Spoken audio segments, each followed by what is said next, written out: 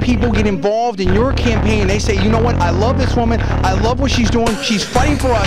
And I expect all of you guys to get involved with conservative media and be heard today, tax day, April 15th, and again, November, when we take this country back from the people that are trying to control you and make this into a socialist state. We're not standing for it. Thank you very much.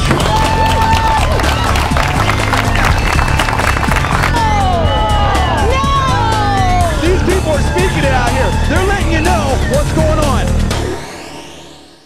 So, talking with JDV from Conservative New Media. Welcome back. Glad you're with us today. Yeah, great to be here. Thanks, Dave. Appreciate it. We got a caller on the phone now. We've had some problems with phone lines in the past, but hopefully this will work here. James is out in Modesto. James, are you there? Yes, sir. All right, fire away. First of all, JDV, it's awesome to hear you on the show. I'm a big fan of your stuff on YouTube. Thanks. Especially the latest, well, I don't know if it's the latest video, but the video with the hunger strike down in SoCal. Yeah, at Berkeley, that was hilarious. Oh, yeah, those guys are ridiculous. Listen, I'm not really too sure where you're located, but I'm sure you're aware of the local situation that's going on with a certain quote-unquote conservative candidate for a state Senate seat or a state assembly seat. What are your feelings on that, and what do you think is going to come of it? Do you think this guy should step out, or? Give me a little bit more visibility on that and stuff like that, because there's so many different assembly seats. I'm sort of on the state races for the assembly stuff, but not super close. I have one client there, Craig DeLuz, up in the 5th Assembly District, but other than that, I'm a little hazy on a lot of them. So give me some more detail. Let me get you caught up to date here. I'll take care of this one, James, for just a second here. Jesse James White, and I'm reading, I want to be clear about this, I am reading somebody else's writing here, okay? Okay. Jesse James White, the City Councilman and Republican candidate for State Assembly, who's, well, I'll add this part, he's sticking to his gun so you can keep yours. Still not talking publicly about his arrest Friday on drug charges. He is. She's raising questions about City Manager Rich Homer, Police Chief Bill Pulley, and Sheriff Adam Christensen. They were looking for a way to take Jesse James White out, and they found a way to do it. I believe he was singled out. I don't know if I can ever prove it, but I'm highly suspicious, as the general facts of the case are that he was on probation for a 2007 wet and reckless driving. I'd also like to point out that he's 21 in 2010. In 2007 got a wet and reckless, for which he was on probation. Well, I mean, again, I don't know the facts of that case at all, other than what I just heard right there. But I mean, look, I mean, you know, I'm someone that, you're talking to someone that is against drugs. I barely even drink as it is, but I think that, you know, this guy, it sounds like a young kid. I hope everything works out all right, whether he was singled out or not, and we all know those things do happen in politics. You still have to follow the law. You can't drive drunk, and you shouldn't be, you know, taking drugs, let alone caught with it. I mean, what are you going to do? That answer your question there, Jay? Well, I mean, yeah, but I think, I mean, to be honest with you, I think there needs to be a little bit more of a in-your-face kind of... That's what I'm here for. John watches the state. I watch the local. Thanks, man. All right, appreciate the call. So, welcome back. This afternoon's live on KFIV AM 1360 Modesto. It's the drug-free, probationless Dave Diamond. That's right. Episode of the Big Show. Talking with JDV from Conservative New Media. John, always going to talk to you. As you look at the senatorial race right now, tell me, I guess it's a little frustrating because many of us, as you said earlier, are DeVore people. Right.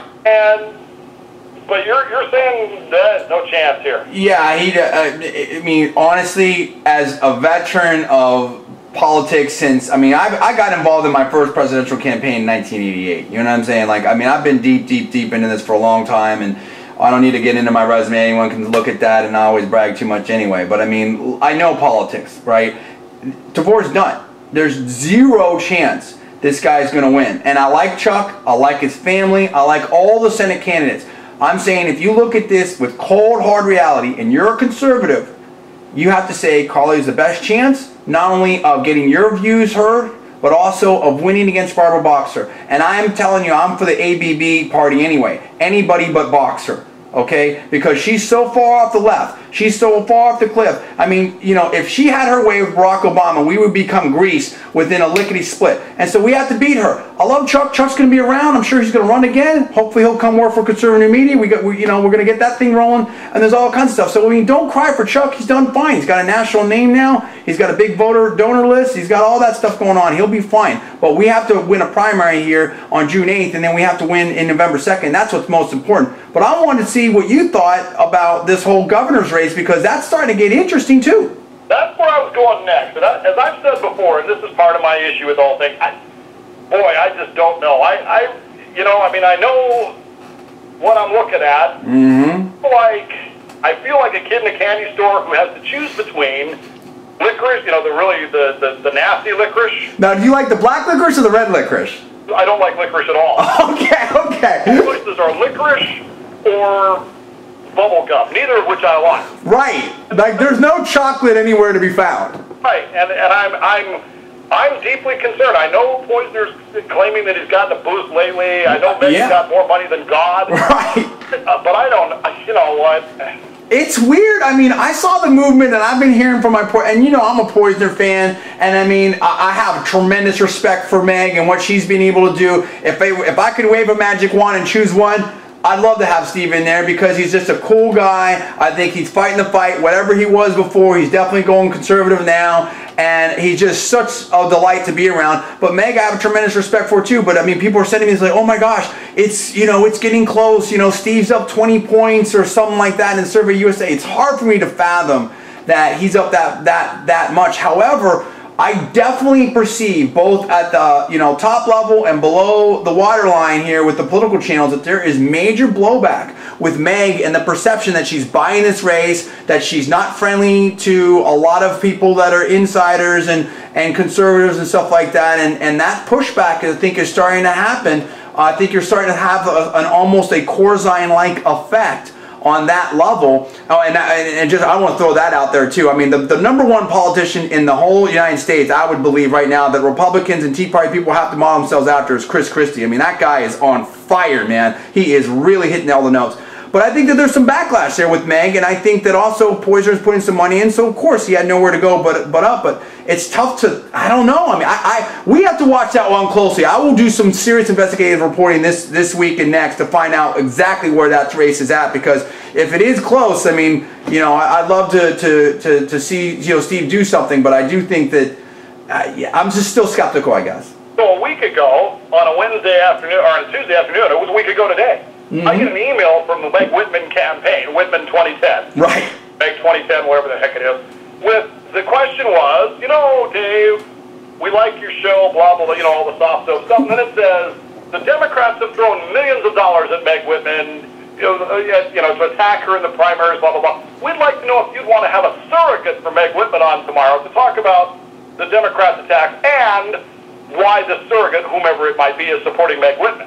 Well, right. I mean, so I think, so that says two things, right? That says, number one, that they're obviously starting to perceive a threat. And again, from what I understand, Meg Whitman's people are the old McCain people, you know, Mike Murphy and that kind of stuff. And I don't know if I have that right, but I believe I had heard that a long time ago. But what it also tells us is, number two, that, I mean, there's, you know, she's starting to sort of open up more and realize that she has to kind of work some of the normal channels and be a little bit more friendly to conservative media and stuff like that. I mean, we were lucky to get time with her at the California Republican Party convention, but I had to, you know, talk to her people and kind of, you know, work with her a little bit to get it done.